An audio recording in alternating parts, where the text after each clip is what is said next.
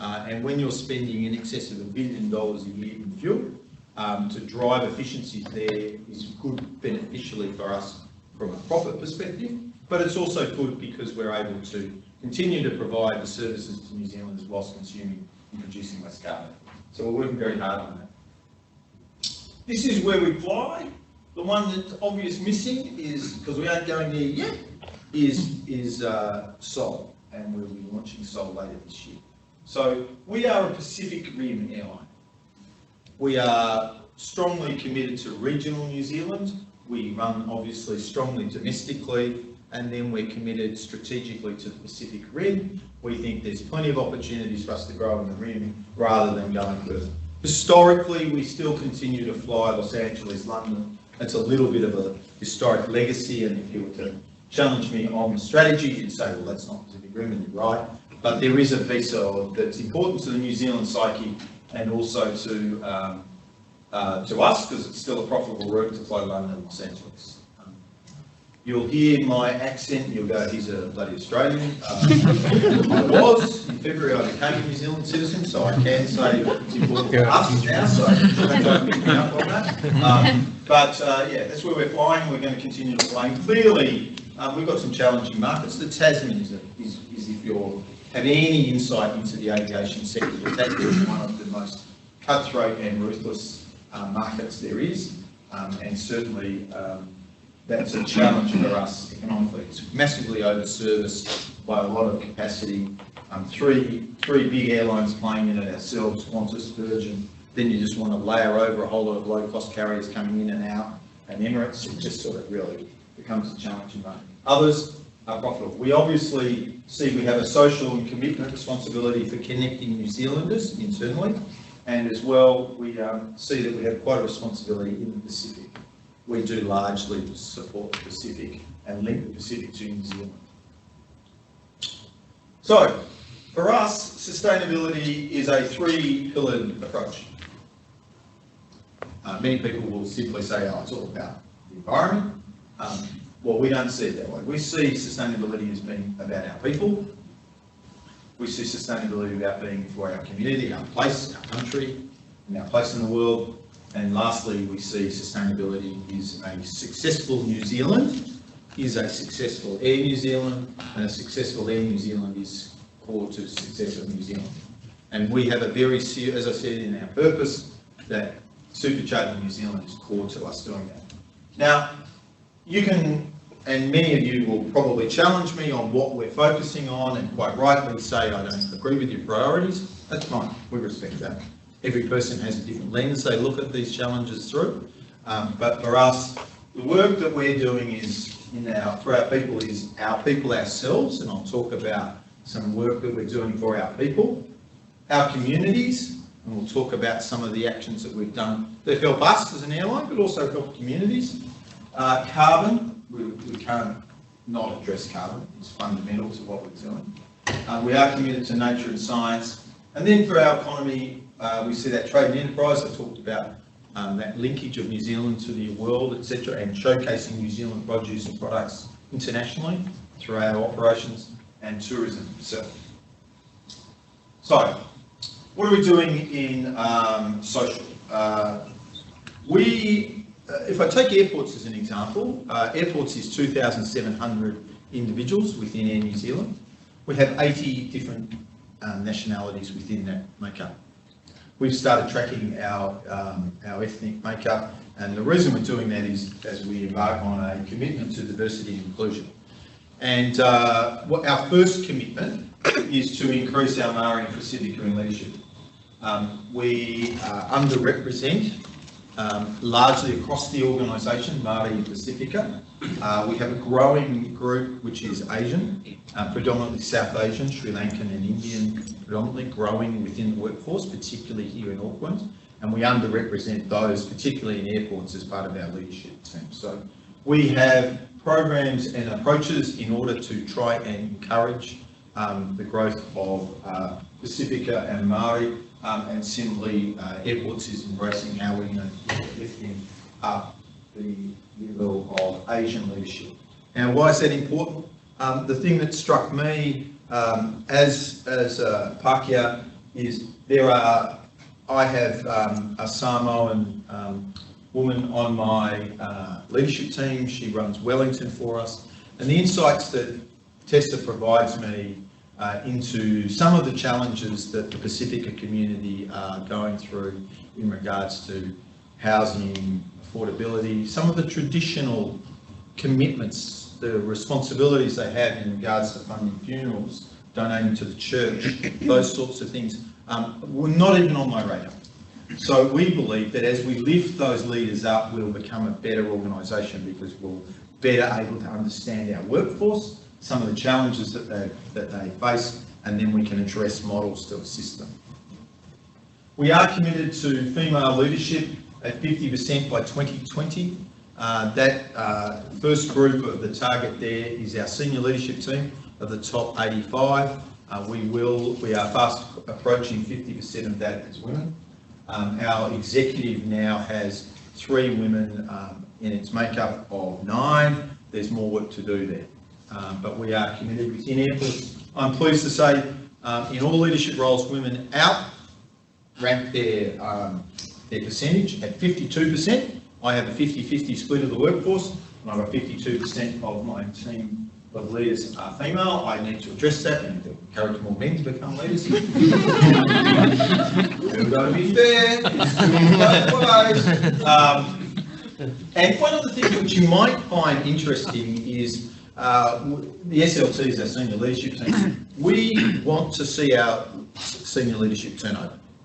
So we have a target of turnover within the SLT, and our objective is we want to become the talent incubator for corporate New Zealand and use Air New Zealand's alumni out there helping to improve the New Zealand economy and New Zealand businesses. Now, there's a little bit of, probably a bit of a rub that way as well. If you've worked for Air New Zealand, you're probably pretty loyal. If you're anywhere close to making a decision on who you want to travel with, you probably lean towards Air New Zealand. So it's one of those ways that you can attempt to lock out your competitor. Very lucrative but challenging commercial market or corporate market.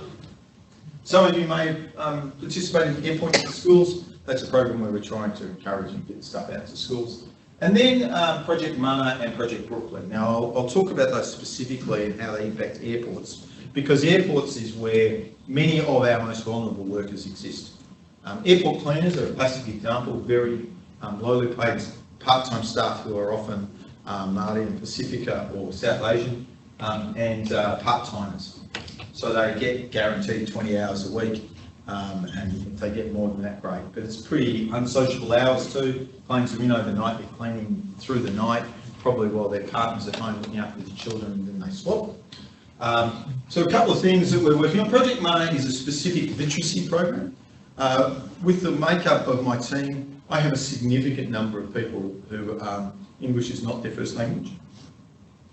And also, if I was to be challenging on myself, I would argue that some of them are semi or even illiterate.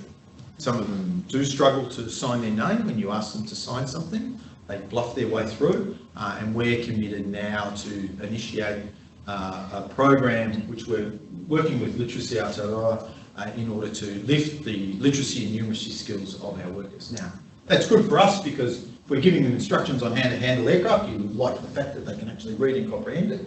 But secondly, it's just the right thing to do for these people, and we want them to be improve their lot. And one of the best ways we all know is education is the silver bullet. Project Brooklyn is also a commitment by the organisation for vulnerable workers, and what this project ranges a whole lot of initiatives.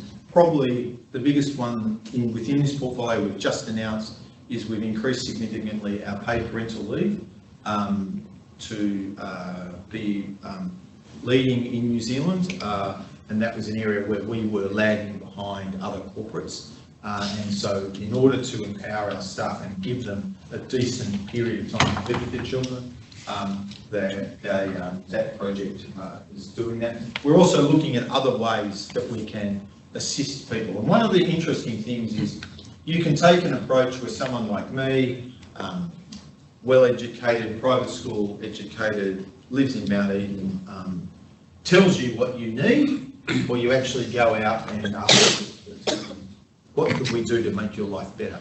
I think it's Westpac, a couple of others have gone out and done a similar process and actually talked their stuff. And home insulation is one of the core things that they asked for. Could you help us make our house be warm and dry?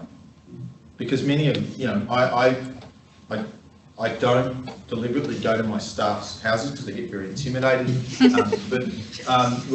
We did. We found that in the Christchurch massacre when we went to visit some people, they were actually really, please don't come in, we're not good enough. You know, all silly stuff that they didn't need to feel, but they felt it. So they were quite intimidated when we went to visit them in their homes. I'm sure I've got people living in garages. If you look at the demographic of my workforce, they're predominantly here in Auckland, in South Auckland. There'd be plenty of them. We also have a problem. We have a rotating shift system. So you work an early, then you work an afternoon, then you work a late, and so you don't really get any time when you can lock in a second job. And with the part-time workforce, that's something I'm still grappling with. And Lisa, who runs our human resourcing team as part of her portfolio, we are grappling with how do we make a fair approach so someone can have a second job sustainably, or go to uni, or go to TAFE, well not TAFE here, we call them polytechnics, or something. So that's our commitment, and there's plenty more, but that's just showing you that we're quite committed to that socially. Environmentally, this is a big point for us, and we get that. The best way is to buy new aircraft. They are fundamentally, they churn just through so much less. If you think 747 used to have 4 engines going to keep it up in the air, 777-300 or 787's got 2. If you want to get the relative size of those engines now, because they're massive, the diameter of a 787 Trent 1000 engine is the same size as the hull of an A320. That's how big they are. They're absolutely massive. And when you stand in front of them, you are quite enormous. You also like the fact that they're so big, given there's only 2 of them, and you want them to fly you a long way, right? So you want them to work. So that's been a big step for us, and we're going to continue. You've probably heard we've announced the acquisition of the 787-10s to replace the 777-200s. They'll start to flow in from 2021, I think. Or 2022, we're buying 8 of those. They are again 25% more efficient than the 777-200 because they're a modern aircraft compared to an aircraft now that's getting 15, 16 years old. And technology changes. And also the Neo, the A321 fleet that's starting to roll out, you might have seen, and the 320 Neo fleet also are about 15% more efficient than the current traditional CO engines on the 320 Airbuses, which we rely on so much in the Pacific domestically and across to the Tasman. APU, GPU, I love TLAs, 3-letter acronyms. Okay, an auxiliary power unit is this little jet engine in the tail of the aircraft. You may not know it's there. The only time you would pick it up is, you know, when you land and the lights flicker when you're about to get off. That's because they're turning off the APU and they're plugging the aircraft into a ground power unit. And there's a flick in the light. The lights flick like you turn over a generator at home. So APUs traditionally in the airline industry have just been left running all night. And when you're talking about how much fuel that is, that can be up to 700 tonnes a night just from these engines running. And why do you keep them running? Well, you're keeping the aircraft powered up so the cleaners can be in it. You're keeping the aircraft powered up to run the air conditioning, a whole lot of things. So you want to keep the aircraft powered up because, let me tell you, if you turn them off, they can be quite troublesome to restart. So you keep them powered up. And what we've done is a deliberate program of ground power usage. So we plug in a generator rather than running the APU. Massive fuel savings, much less carbon. Yes, it's still a diesel. So the next phase, which Lisa's team are working through and leading, is with airport companies, is doing away with ground power units and going into mains power at all the gates. So you don't actually burn anything. You're using renewable energies through the airport company in order to power the aircraft through the night. So that this surprisingly big prize, which I must say has been led by the airports team. The next one is also something that we're committed to. We will electrify all of our ground service equipment where practicable by 2020. Now, what does where practical mean? Well, I got to the point where I had a whole lot of kit that was only about 4 or 5 years old and was going to write it off, quite a significant expense. So that last 8%, I think we're getting to 92% 2021. And that's quite a big thing. So that's loaders, that's the pushback tugs, that's the tugs you see guys driving around with the bags on, all of that stuff is going to be electric. We started 3 years ago with the electrification of our ground vehicles. We, along with a number of other corporates, initiated the purchase of e-vehicles. So we've got a whole fleet of BMW i3s. If ever you want to scare yourself, drive an electric car. It's bloody terrifying. They go seriously fast. And they're silent. So you've got to keep your eyes out when you're zooming around because you don't hear them. But we are working really hard on setting up what we're hoping to do, along with Mighty River Power and a whole lot of other people who sign up on the Accord, is also to guilt the government into providing a number of electric vehicles and to create a second-hand e-vehicle market in New Zealand. Because what we found 3 years ago, there was really no one in the market. BMW were there and Nissan with the Leaf were about the only two in the market. So we're trying, you're seeing it's growing, which we'll be rolling those over the next 6 to 12 months, I think. Yeah. So we'll start the process of bleeding those out through Turners, and we'll start to see, and we've got about 80 BMWs and Renault Kangoo vans, which we imported. So quite committed to that. We've got a silent program, which we don't talk much about, of putting in solar arrays on top of hangars. So most of the hangars you see have solar arrays on the top, and they generate obviously commitment into the grid. And we are committed through our properties team to the New Zealand Green Building Council and the standards that they set around green buildings. So we obviously are working through ensuring that all of our vehicles, all of our assets, property assets, meet earthquake standards. So we have committed to significantly above the 34% as a company target, and we're going through and we've just about completed that. And then importantly, as we go on building new buildings, we are signing up to Green Building Council standards in regards to those buildings or refurbishments. So not the cheapest way to build buildings, but it's part of our commitment to the environment. I could have done what I do at every presentation, which is play a safety video, but you probably look at me and go, don't do that. And I hear that. We are committed to Antarctica.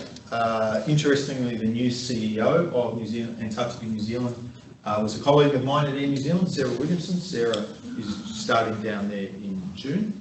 I think she might actually be an alumni of the university, I'm not sure. And we, as part of our partnership, made a decision last year to attempt to really bring to the attention of the community the work that's going on, the climate science that's going on in the Antarctic through the New Zealand Antarctica. And so that's where that safety video came from. It was, look, it was very challenging for us, given our history, to do that. We felt that it was the right thing to do. We were very respectful of the families of the area of this disaster, but anyway, we went, and our objective there was to basically increase New Zealanders and tourist awareness of what's going on in climate science. And interestingly, that video has been watched 18.8 million times. So, you know, it's a fair, you can use those safety videos if you choose as a message, of a way of sending a message. And we obviously were committed to do that. Not quite sure what the safety minute, not quite sure what the message was about the wrap one. That's the last one, which didn't last long.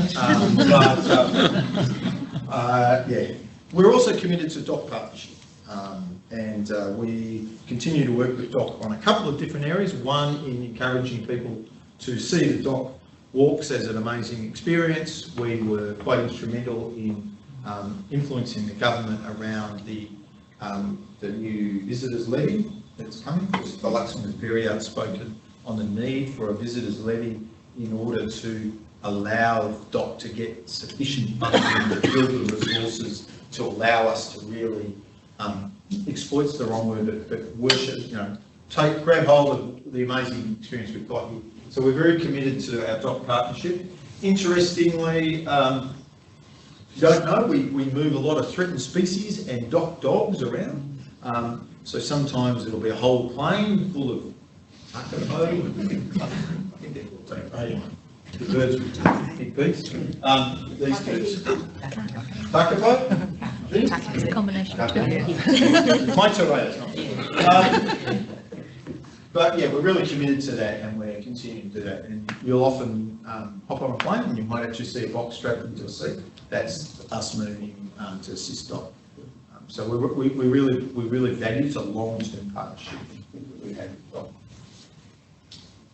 So the economy, we are really committed to regional development, and I put up one example here, but I'll talk about a few others through sustainable tourism. Gisborne is probably one of the most economically challenged parts of New Zealand with the highest unemployment rates. Gisborne is a community that is crying out for a reason for people to go there. It's where the sun rises first in the world.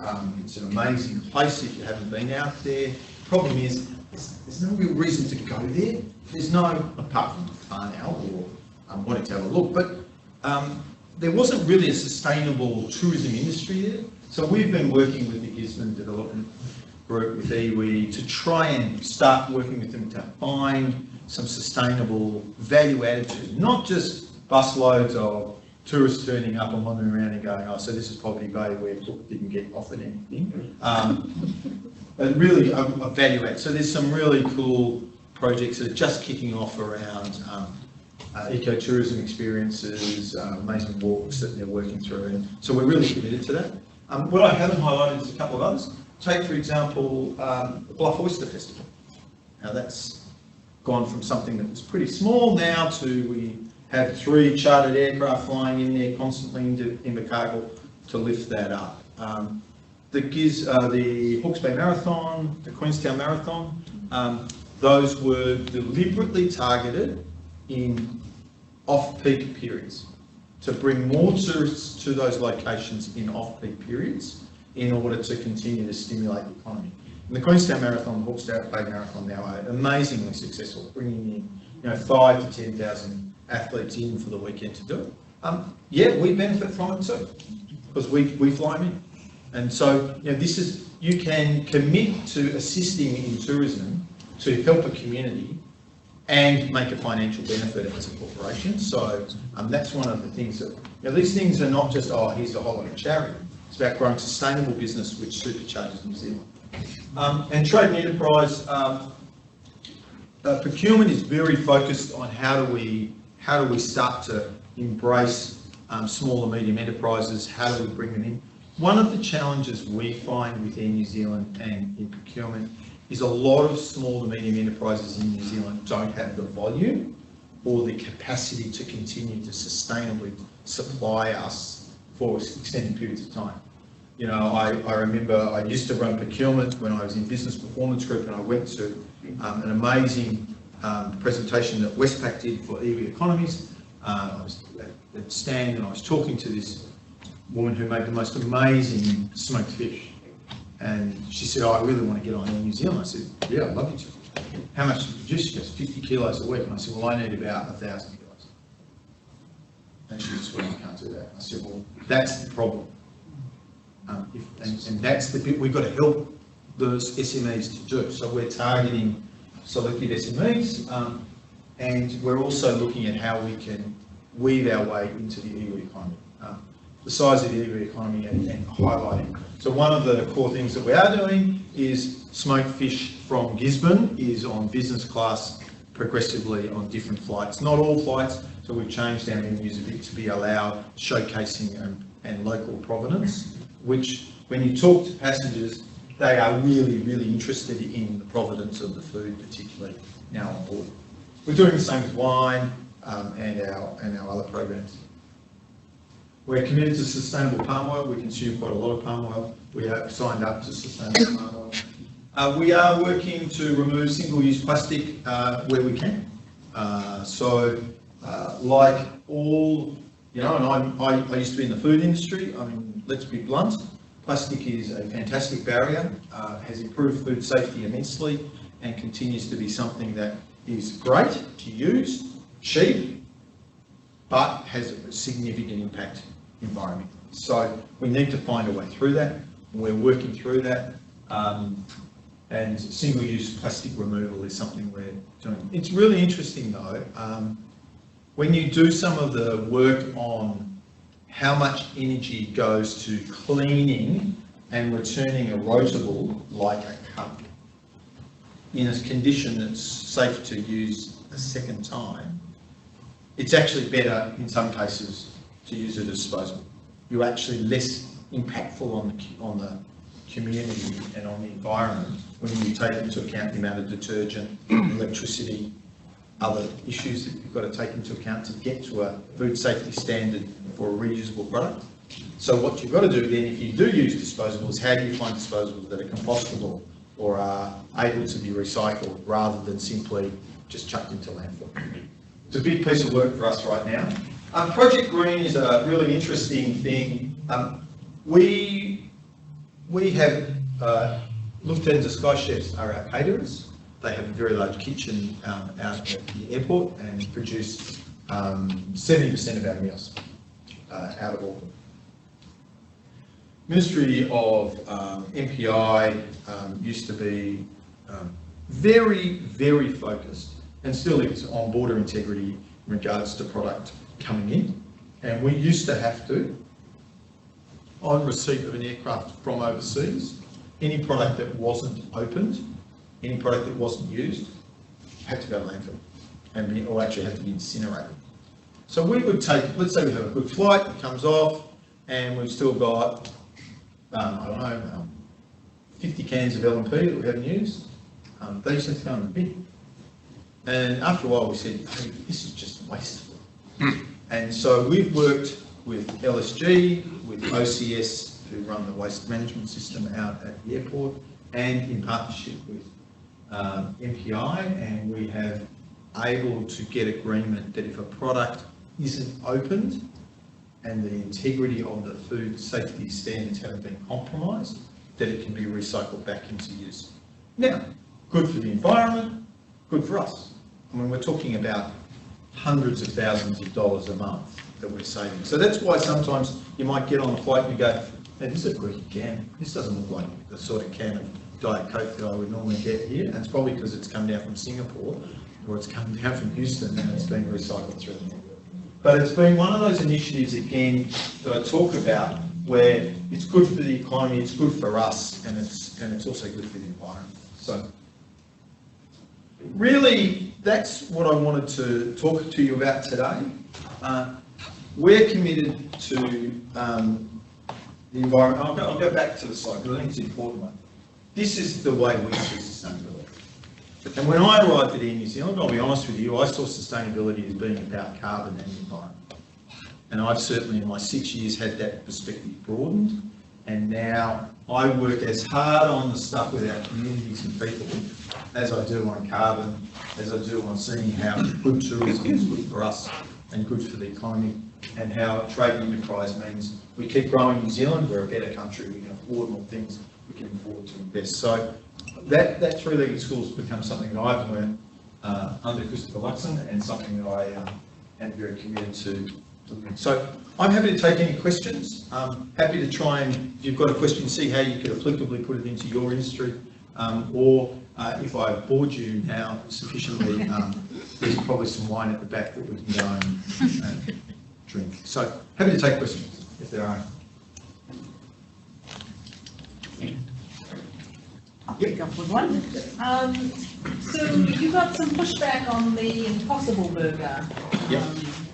Are you willing to talk through that at all, like what the thinking was and what the hindsight, if any? And Look, I wasn't close enough to the decision. The Impossible Burger was a meatless burger that we ran for a while on the Los Angeles to Auckland flight.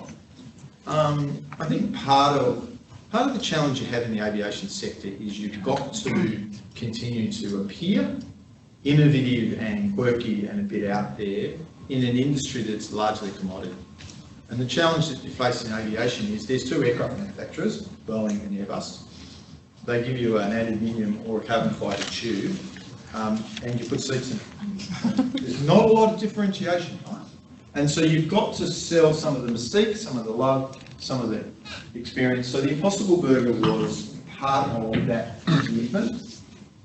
I'm not sure we expected, and I don't know, but I'm not sure we expected as vibrant pushback from New Zealand First and from the New Zealand beef industry as we got. And that's always one of those things that you've got to balance out a bit. And that's one of the things you've got to think through is the consequence management. And, you know, I don't think we're ranging it anymore. Might be an answer to that. So I never tried one. I didn't have the guts to try one. Did you try? Did anybody try the Impossible Burger? Meatless burger? No, no, I don't. I like hamburgers with that. Anything else? Any other questions?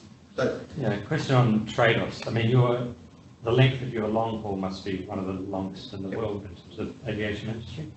So customers, like if I say from Auckland to New York, I'm not a physicist, but I know that you've got to carry the fuel for that last mile from mile one, right? Yes. So customers want it, but actually that's more economic to get them there stopping in Honolulu, right? Yeah, or Los Angeles. So if you're looking at it from a carbon or an economic point of view, it's actually better to stop, right? But they don't want that layover. So how do you make those choices? It goes down to economic. So as an example, your greatest enemy in aviation is weight. So your objective is to have as little weight on the plane as possible, which then allows you to fill up more fuel. So fly, right? The aircraft, like today, I could take one of our 787s and fly to New York today. They're physically able to do it. The limit you've got then is on your load capacity and your cargo. Now we use cargo as an incremental revenue stream very successfully. And there are people who want their cargo to get there quickly. So you've got a trade-off. And I won't explain what we plan to do because that's not public. But what I'll talk about is Singapore Airlines. So Singapore Airlines have a flight Singapore to New York. It's only business class. Because the reality is Joe Average won't pay for it, firstly. So, and secondly, you don't want 250 Joe Averages down the back with their luggage because they're too heavy.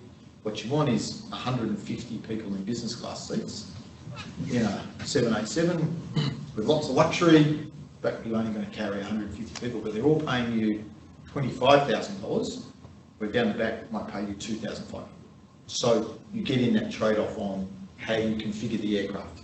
So aircraft configuration is really critical as you go through. So if you look at our 787s, we have two configurations, if you're not aware.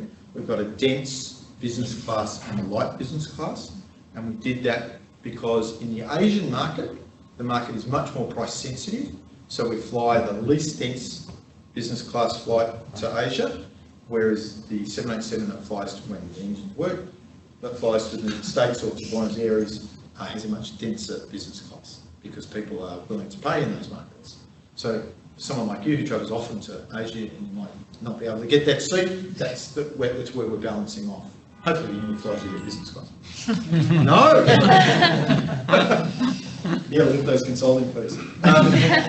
Yeah, so so we'll go into that economics. But the problem you get then is one route, Auckland to New York, let's use that as an example, configure an aircraft just for that one route. Suddenly I've got, by the time you fly it that distance, it'd probably take 3 aircraft to run it. And then I've got a sub-fleet of 3, which then if I have a breakdown on another flight, I can't, because you're constantly moving aircraft around. So you're always trading off that bit. I don't know, I mean, we believe, Christopher's been quite open about it, he sees that as an aspirational objective for us. Ultra long haul flying is what high value customers want. And the ultimate high value customer does it through their own private jets. But it's terrible. Yeah, I understand that. And that's why you try and use more efficient aircraft, right? So yeah, you're in that whole trade-off. I don't disagree. Roger. The airlines published a 5% cost-saving target. Is that going to be straightforward or quite difficult? Oh, how many of you have done cost review projects, right? They're never straightforward. Yeah. We are running a review now, looking at opportunities. And one of the core things I can say to you is we're very conscious of the commitment we've made to the public around service levels and on-time performance. We, during the peak of the 787 disruption, really saw our on-time performance drop off. That was given a very clear message, particularly from high-value customers and business customers, that wasn't acceptable. And so we've been working very hard on returning that. And now, as an example, yesterday, our on-time performance at 15 minutes, which is a standard industry, was at 93.2%. That was for yesterday. Today, 120 km/h into Wellington might be different. We'll cross that bridge tomorrow. So we, as an organisation, are defending that commitment and the resourcing, and we're looking at other areas, particularly. It's not an enterprise-wide review, that was probably announced, it's much more targeted. So, yeah, we'll get it. I mean, one of the things that I can say is when we commit to stuff as an organisation, I've been pleasantly surprised in my 6 years we do deliver against what we commit to. So we'll find it. There'll be some trade-offs, but largely we are going to defend on-time performance and our operational resilience as a primacy. Yeah. I guess cost reduction is pretty important in your business, right? But by looking at your presentation, I mean, as those initiatives in the 3 pillars for sustainability is pretty much adding your cost. Yes, so I was wondering how you could actually plan or actually be able to recoup those expenses. Is it going to be? It's not going to be just philanthropic activities. If you take, for example, improved parental leave, that's added numbers of millions of dollars to the cost base. You ask yourself, well, what does that get you? One, it assists you in your recruitment as an employer of choice. People say, hey, I want to join that organisation, or it's now seen as a bit of a hygiene factor. That's what I expect, because other good corporates are delivering it. So one, it helps you with recruitment. Ideally, it helps you with your engagement of your current staff and reduces turnover. If you can set up a situation where someone is able to stay, get supported and come back to work in a supportive manner with a flexible work approach after they come back, because it's more than just the leave piece, it's around flexible work and a whole lot of other things. You should ideally reduce turnover, which we all know turnover drives costs. So that's the sort of, but those trade-offs are very hard to identify.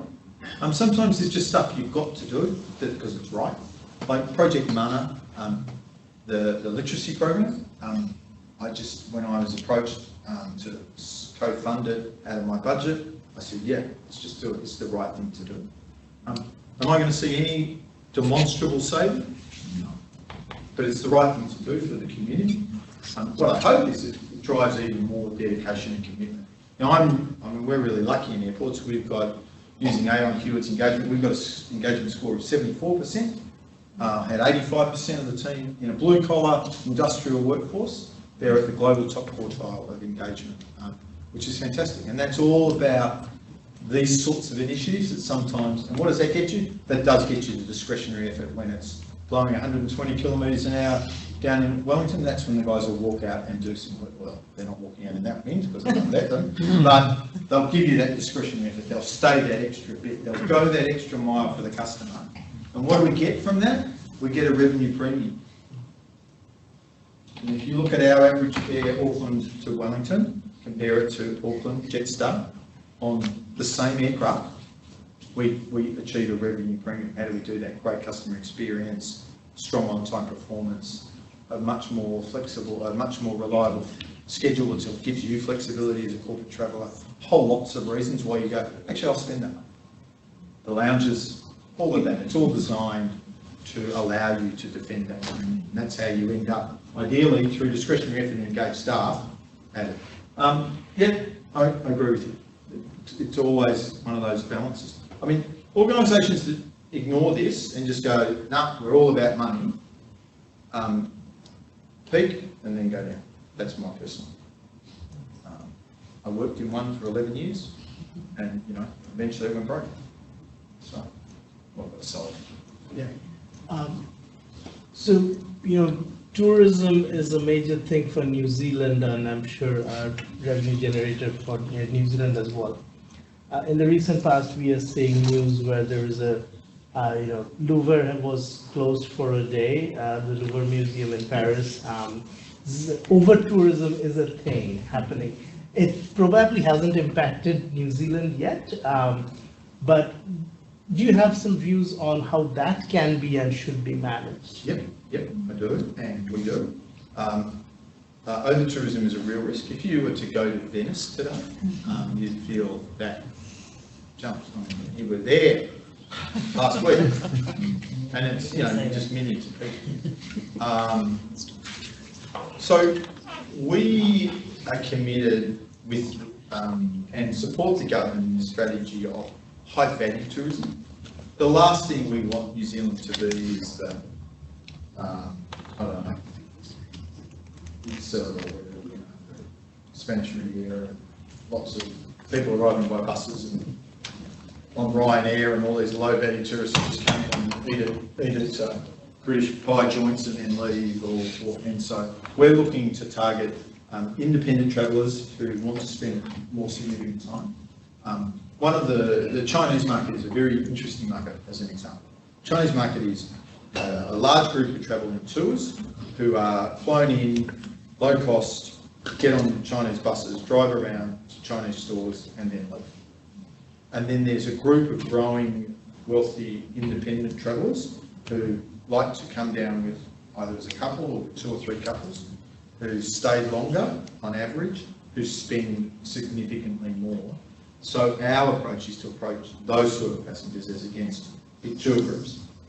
And that's part of the New Zealand government strategy. We are seeing examples of over-tourism. I think if you were to drive to Waitomo Caves and try and get a park, you'll see a classic example of buses all parked on the side of the road. If you go to Hotwater Beach, is another example. And that's why it's not an ESTA, but the Travel Authority that will be rolled out soon, and the $45 or whatever it is that the government are charging you to come to New Zealand is being invested into DOC and into local governments in order to build the infrastructure so we don't get that situation. So that's how we're doing it. Change the mix of tourists and take some money to invest back specifically in targeted infrastructure. Yeah. You said that you were getting some new planes. Yep. What's going to happen with the old ones? Do you sell them to Jetstar or?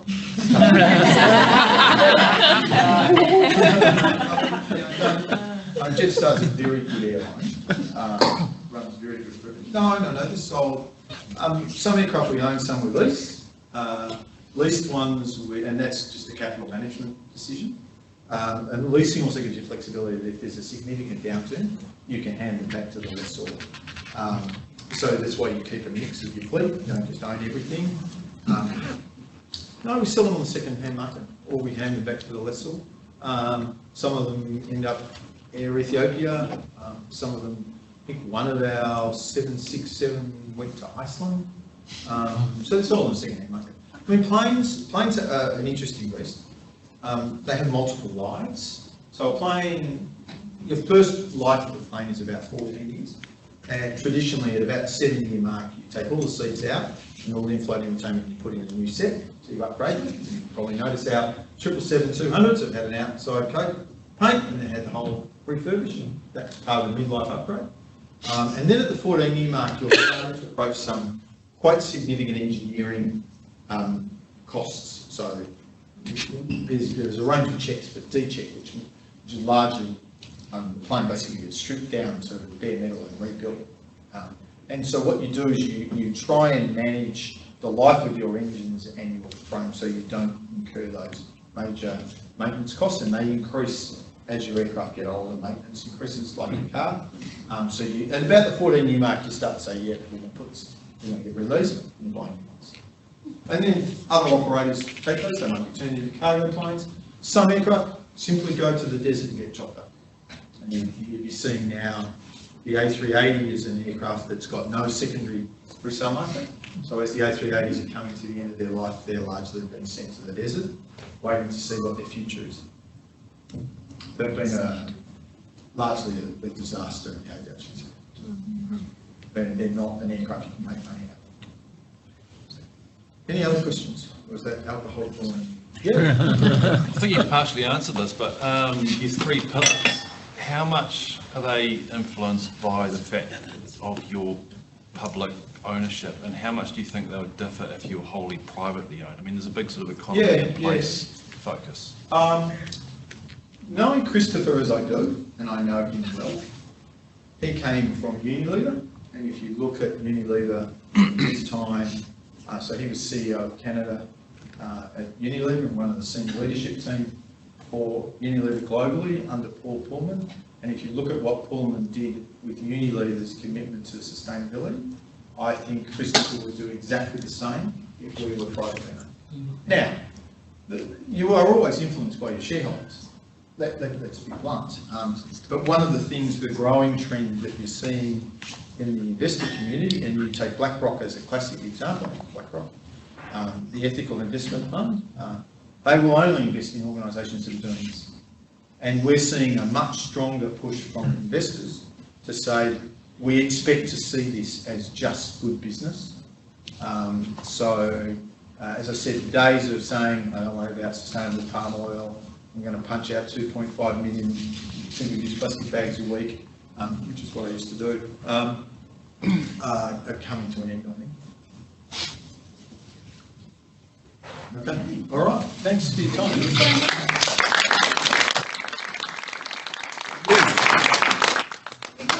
With a talk on sustainability, we should give you a sustainable thank you. So as a thanks for your talk, the Supply Chain Centre has paid for 3 native trees for the Thank you, sir.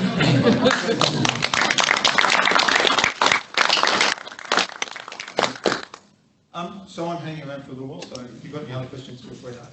Thank you.